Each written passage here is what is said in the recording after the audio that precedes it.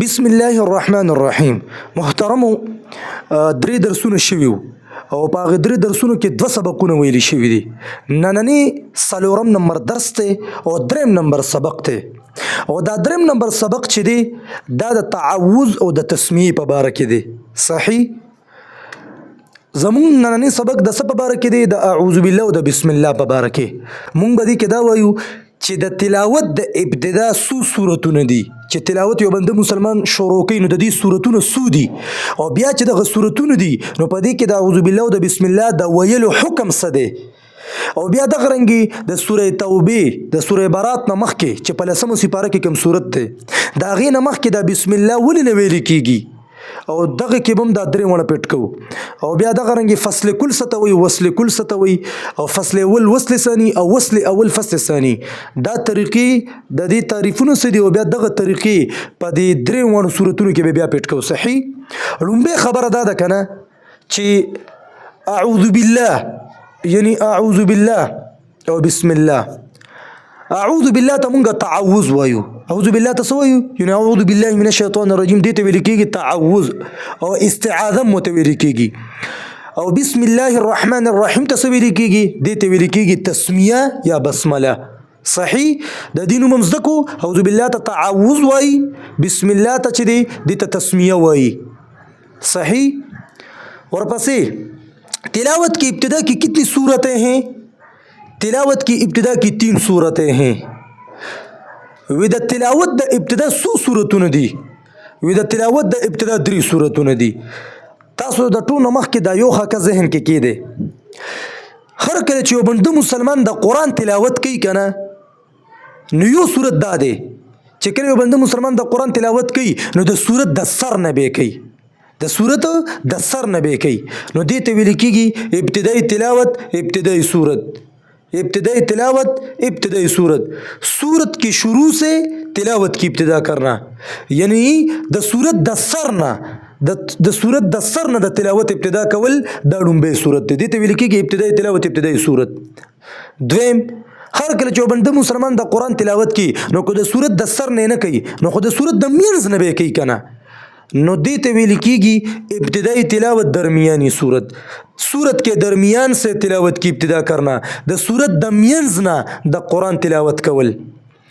دریم، کله چې یو بنده مسلمان د قرآن تلاوت کوي نو یاد ساته چې یو صورت دام دی چې یو بنده مسلمان د قرآن تلاوت شروع کړی دی، تلاوت شروع کړی دی، خو دغه تلاوت په دې منځ کې دغه د تلاوت په دغه دوران کې د تلاوت په منځ کې دویم صورت وس راشي نو دی به اوس د دویم صورت نه چې کله ابتدا کوي نو دې ته ویل کېږي ابتدائی صورت درمیانی تلاوت. تلاوت کے درمیان دوسری صورت سے ابتدا کرنا. د دې څه مطلب شو؟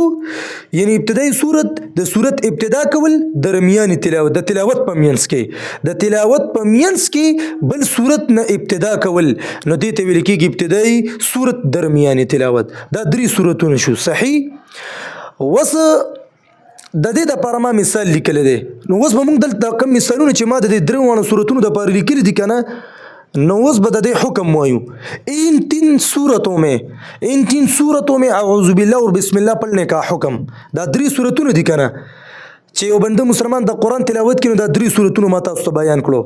نو آیا چې په دغه 3 صورتونو کې د اعوذ بالله او د بسم الله د ویلو حکم څه دی چې دا به وایو که نه به وایو؟ نو دا اوس لومبۍ صورت کله چې یو بنده مسلمان د قرآن تلاوت کوي او د صورت د منځ د صورت د سر نه کوي، د صورت د سر نه کوي، لکه څنګه چې دلته ما دا د صورت سر لیکل لکه یو صورت سر لیکلی دی سورې فاتحې سر. نو اوس به دلته مثال نو یاد ساتئ چې کله یو بنده مسلمان د قرآن تلاوت د صورت د سر نه کوي نو په دې صورت کې به اعوذ بالله او بسم الله دواړه وایو. اعوذ بالله به م وایو او بسم الله به م وایو. د صورت سر دی دا که نه، ما سورې فاتحې سر لیکلی دی. د صورت د سر نه د تلاوت ابتدا کې نو په هغې کې صورت کې به ته اعوذ بالله او بسم الله دواړه وی لکه څنګه مې چې دا مثال لیکلی دی. صحیح ده؟ دویم، چې کله یو بنده مسلمان د قرآن تلاوت کوي او د صورت د منځ نه کوي، د صورت د منځ نه کوي لکه دا د ما مثال لیکلی دی. دا اوس د سورې نبا په 30 سپاره کې لومبه سورې چې کوم دی سورې نبا دا غي مینځ ما لیکل دی دویم رکوع چې شروع کیږي دا غي سر مې لیکل دی نو دې صورت کې بعد اعوذ بالله د بسم الله څخه حکم دی نو یاد ساتئ چې په دې کې به اعوذ بالله وایو او په بسم الله کې اختیار دی په بسم الله ویلو کې اختیار دی کو چا بسم الله وې نو خبره ده مستحب دی او کو چا بسم الله ونوي نو خیر دی صحیح ده دې صورت کې د اعوذ بالله او د بسم الله دا حکم شو دریم کله چې یو بنده د قران مجید تلاوت کوي یعنی د تلاوت شروع کړي دی ابتدایي صورت درمیاني تلاوت یو بنده مسلمان د قران تلاوت شروع کړي دی او د تلاوت په مینس کې د تلاوت په درمیان کې بل صورت نه دی ابتدا کوي دویم صورت مه تراشي نو دی بیا اعوذ بالله بسم الله وای کنه د دې د مثال ما د دې لیکل دی کنه د په دې صورت کې به دې صورت بسم الله وای او اعوذ بالله به بالکل نوي دا خبره یاد ساتي لکه ما د سورې نبا اخري آیات ما د لیکل دی کنه د اخري آیات یو سو الفاظ مې لیکل دي د استاد د پوی د فاره بیا د غینه بعد بسم الله لیکل دا بیا مې د ما سورې نازغات سر لیکل دي ورپسې چې کوم صورت ته نو ګوره ما تلاوت شروع کړی دی تلاوت می لکه دغه صورت باندې پویوم چې په دې کې اعوذ بالله بسم الله حکم څه دی نو په دې پویوم نو ګوره دا تلاوت ما شروع کړی دی یعنی سورې نبات تلاوت ما شروع کړی دی وزدي تر رسیدم نو صورت چې ما ختم کو نو د تلاوت مینس خو دې کنه د تلاوت په مینس کې اوس بل صورت شروع کیږي کنه نو دې ته ویل کیږي ابتدایي صورت درمیاني تلاوت او په دې صورت کې بس صرف بسم الله وایو او اعوذ بالله بالکل نه وایو چې دا ته پته وي اوس دې کې بل خبره ده چې په لسمه سپاره کې سوره توبه ده سوره برات هم ویل کیږي سوره توبه مو ته ویل کیږي دا په لسمه سپاره کې ده دغه صورت نو تاسو ته به دا معلومه دونه چې د دې سر کې بسم الله د نه د لیکل شوی نو آیا دا درې وړه سورتونه چې په هغې کې ووایو نو ان شاء الله تعالی په هغې به هم تاسو ډېر ښکلې پوه شئ نو ګوره ابتدایي تلاوت ابتدایي صورت سوره توبې حوالې سره بس خبره کوو که نه یو بنده مسلمان چې کله د قرآن تلاوت کوي او دې د سوره توبې د سر نه کوي د سوره توبه سوره برات د سر نه دی تلاوت ابتدا کوي نو یاد ساتئ چې په دې صورت کې به دی اعوذ بالله وي بسم الله به بالکل نه وي کوچره ابتدایي تلاوت درمیاني صورت خبره کې د سوره توبې حواله سره یعنی یو بنده مسلمان د قران تلاوت کې د سوره توبې د مینځ نه کوي نو دې کې چې کوم حکم دی یعنی اعوذ بالله به وي او بسم الله کې اختیار دی نو دغه رنګي یعنی کوچاوي خبره ده کوچاونه می خیر دی نو بس دغه خبره په سوره توبې مینځ کې ده درم ابتدایي صورت درمیاني تلاوت یعنی یو بنده مسلمان د قران تلاوت شروع کړي دی یعنی تلاوت کوي او په دغه مینس کې د تلاوت په دغه مینس کې چې دی د سوره توبې دی وس ابتدا راغله کنه نو په دغه صورت کې به دی بوسکی نو په دې صورت کې خو بنا اعوذ بالله ویل کېږي نو بسم الله ویل کېږي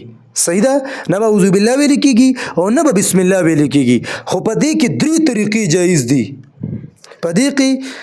طریقې جایز دي یو ته ویل کېږي وصل بل ته ویل کېږي وقف بل ته ویل کېږي سکته یعنی کله چې د تلاوت په مینس کې د سوره توبې نه سړی ابتدا کوي نو په دې صورت کې وصل هم جایز دی وقف هم جایز دی او سکته هم جایز ده وصل ویل کېږي ملاوخل یو ځای کول وقف ویل کېږي یعنی د دې دویم نوم دلته ولیکه فصل د فصل وقف څه مطلب چې جدا کول سا واخله نو چې سا واخله ته کنه د وقف چې ته وقف حالت راوړي نو خو هغه یو آیات د بل آیات ته جدا کی کنه نو وقف فصل مطلب وقف دا مطلب چې جدا کول د یو بل نه ټهر نه نو دلته مولو کې چې فصل مرته ویل شي فصل جدا کول ته وي نو فصل یعنی وقف جایز دی یعنی فصل جایز دی درېمه طریقه سکتم جایز ده سکته څه ته وي یعنی وقف دې ته ویل کېږي چې ته د آخري حرف باندې چې دی ودرېږي او د آخري حرف متحرک نو ساکن به کې او آواز بم بنشي او سا بم بنشي آواز او سا به دواړه ختمه سیده آواز بم ختم شي او سا بم ختم شي خو سکته کې فرق دا دی چې سکته کې به ټیک شو چې هغه آخري حرف کو متحرک او تا ساکن کو خو دې کې به آواز بنشي آواز به ختم شي او یاد ساتئ چې سانس به جاری وي سا به جاری وي د دې خبرې دا مطلب شو چې سکته چې کله ته کې کنه نو آواز به دې ختم شي او سانس به دې یعنی سا به دې جاری وي یعنی سا به پکې نه اخلي د سکتې دا مطلب چې تو پکې سا نه اخلي صرف ودرېږي به سکته د سکوت نه ته به چوپ شي لږ غونتې. اوس د دې درې وړو دلته ما دا د مثال لیکلی دی که نه. ګوره ما دلته لیکلي د سورې انفال آخرې د آیات حصه مې لیکلې ده ان الله بكل شیء علیم، دا مې لیکلی دی د سورې انفال کا آخر. او دلته مې لیکلي د سورې توبې کا ابتدا، یعنی د سورې توبې سر مې لیکلی دی، د آیات لومبی سر مې لیکلی دی. دا ستاسو د پوهې دپاره چې د په دې وصل هم پوه کړم، په دې وقف هم پوه کړم، په سکته دا به څنګه کې پریکټیکلي درته وسویم. ګوره یعنی د قرآن مجید تلاوت تا شروع کړی دی او د تلاوت په منځ کې چې دی د سورې توبې چې د سورې توبې ابتدا راشي، نو په دې صورت کې وصل هم جایز دی، وقف هم جایز دی او سکته هم جایز ده. نو وصل ویل کېږي ملا وخل، مطلب دا چې دا دواړه ملا وخل دا دواړه په یو ساس سره ویل. داسې ګوره ان الله بكل شيء عليم براءة من الله ورسوله. پوه شوې؟ دې ته وصل وی، یعنی دې کې دا طریقه هم جایز ده، وقف هم پکې جایز دی. ما تاسو ته ووی بس دې ته ما دلته فصل هم لیکلی دی، یعنی دا به د یو بل نه جدا کو، دا به په یو څه ووی، دا به په بله څه. ان الله بكل شيء عليم براءة من الله ورسوله. او سکتم پکې جایز ده، هغه داسې هغه به تاسو ته مخامخ ویم. سکته داسې جایز ده ان الله بكل شيء عليم براءة من الله ورسوله. نو دا درې وصل وقف سکته دا په دغه صورت کې جایز ده چې کله د تلاوت په منځ کې د سورې توبې نه ابتدا کې، نو وصل او وقف او سکته درې ونه جایز دي. صحیح ده؟ ښه جي. دې نه بعد اوس خبره کوو چې د سورې توبې نه مخکې دا بسم الله ولې نه ویل کېږي. نو د دې څلور جوابات تاسو ته زه درکوم. څلورو لومبی جواب خو دا دی چې د سورې توبې او سورې برات نه مخکې به دا بسم الله ځکه نه ویل کېږي که نه، دا په 10مه سپاره کې ده چې دې سره دا بسم الله نه ده نازله شوې. لومبی جواب یې دا دی چې دې سره بسم الله نه ده نازله شوې. دویم جواب یې څه دی؟ دویم جواب دا دی چې ابی بن کعب رضی الله تعالی عنه دوی فرمایي چې نبی علیه الصلاة والسلام صحابو ته د دې بسم الله د لیکلو حکم نه وکړي. یعنی سورۃ توبه چې کله نازله شوه نو د دې سره د بسم الله د لیکلو حکم نه وکړي صحابو ته. نو ابی بن کعب رضی الله تعالی عنه فرمایي. نو دویم جواب دا دی چې د سورۃ توبه نه مخکې بسم الله ولې نه ویل کېږي. نو دویم جواب دا دی چې ابی بن کعب دریم جواب دا دی چې حضرت عثمان ابن عفان رضی الله تعالی عنه فرمایي چې د سورې توبې نه مخکې بسم الله ځکه نه وایي چې دا صورت نه دی، دا سورې توبه دا ځان نه صورت نه دی، د سورې توبه وي دا ځان نه صورت نه دی، بلکې وي دا د سورې انفال حصه ده. تاسو په دې خبر ورسېدې، یعنی سورې انفال په 9مه سپاره کې اخر کې دی، بیا په 10مه سپاره کې ختم شي او بیا سورې برات توبه شروع شي. نو حضرت عثمان صاحب فرمایي ځکه بسم الله نه ویل کېږي چې دا سورې توبه چې دا ځان نه صورت نه دی، بلکې دا د سورې انفال حصه ده. دا د هغې رایې ده. څلورم جواب دا دی چې حضرت ابن عباس رضی الله تعالی عنه دوی د سیدنا علی رضی الله تعالی عنه نه قول نقل کړی دی. هغې وایي چې دا بسم الله ځکه نه ویل کېږي د سورې توبې نه مخکې چې دا دغه چې دی دا صورت دا په سیف سره نازل شوی دی، یعنی دا سورې توبه چې دا په تلوار سره په تورې سره نازل شوی دی. او بسم الله کې چې دی امان دی، نو امن او غصه دا نشي یو ځای کېدی. په دې وجه د سورې توبې نه مخکې بسم الله به نه وایي. نو دا څلور جوابات تاسو ته ما درکړو. د رب نه امید دی چې تاسو په دې پوه شوي. د ټولو نه ښکلی جواب څه دی؟ بس تاسو د علم دپاره خو مې دا ټولې خبرې وکړې، خو چې تا ته یاد وي هغه دا دی چې سورې توبې نه مخکې بسم الله ځکه نه وایي چې دې سره چې دی بسم الله نه ده نازله شوې. بس خبره دا ده.